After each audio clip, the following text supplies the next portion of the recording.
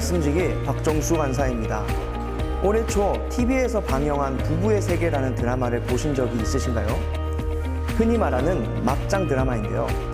남편의 외도로 인해 한 가정이 상처받고 깨어지는 과정을 담은 드라마입니다. 어떻게 보면 여러 가지 이유로 쉽게 깨어지는 이 시대의 가정의 한 면을 보여주는 드라마가 아닌가 하는 생각이 들었습니다. 오늘 본문은 가정, 특히 부부관계에서 생기는 의심을 해결하는 방법에 대해서 이야기를 하고 있습니다. 오늘 본문에 나오는 상황은 이렇습니다. 남편이 아내를 의심합니다. 의심의 이유는 바로 아내의 탈선, 즉 간통입니다. 그때 남편은 의심의 소재물로 보릿가루 10분의 1을 준비하여 아내와 함께 제사장에게 가져갑니다. 그리고 제사장은 아내를 하나님 앞에 세우고 그릇에 거룩한 물을 담아 성막 바닥에 먼지를 썩고 저주의 말이 쓰인 두루마리를 그릇에 담긴 물에 담구어 빨아 일명 쓴물을 제조합니다.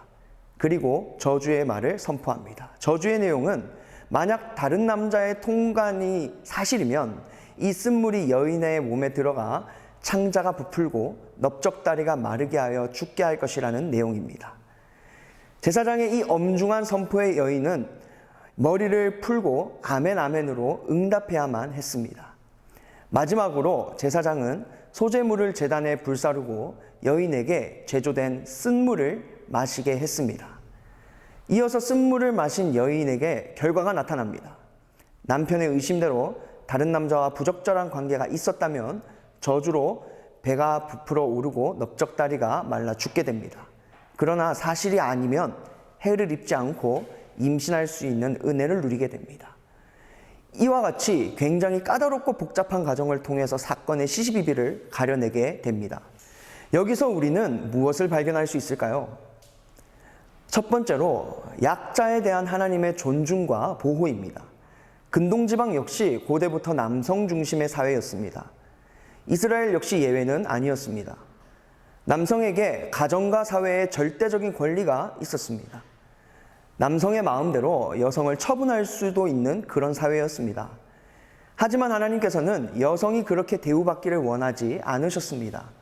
근거 없는 남편의 의심으로 부당한 대우를 받을 수도 있는 연약한 여인을 어디에도 호소할 수 없는 그런 여성의 목소리를 제사장 앞에서, 즉 남자의 권위가 아닌 하나님의 권위 앞에 호소하게 하시며 무고한 여성을 보호하시는 것입니다. 두 번째로 우리는 여기서 하나님의 공의와 공평을 발견할 수가 있습니다.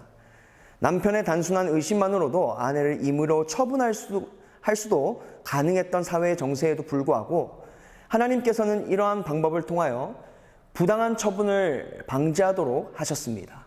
바로 하나님은 공의와 공평의 하나님이시기 때문입니다.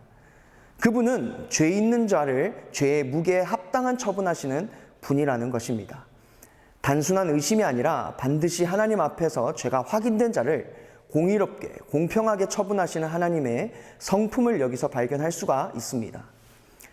하나님을 경외하고 섬기는 이 시대의 그리스도인들은 약육강식, 적자생존, 유전무죄가 상식이 되어버린 이 세상에서 어떻게 살아가야 할까요? 성경 속에서 나타난 하나님은 늘 고아와 과부, 병든 자와 나그네를 아끼시며 사랑하신 분이심을 우리는 기억해야 합니다. 그리고 또한 그분이 죄에 대해 한없이 공의롭고 공평하신 분이심을 또한 기억해야만 합니다. 죄가 만연한 세상 속에서 그리스도인으로서 어떻게 우리가 아는 하나님을 드러내며 살아갈 수 있을까요? 오늘 말씀을 통해 깊이 고민해보고 기도와 말씀으로 철저히 준비하는 모두가 되길 주님의 이름으로 축복합니다.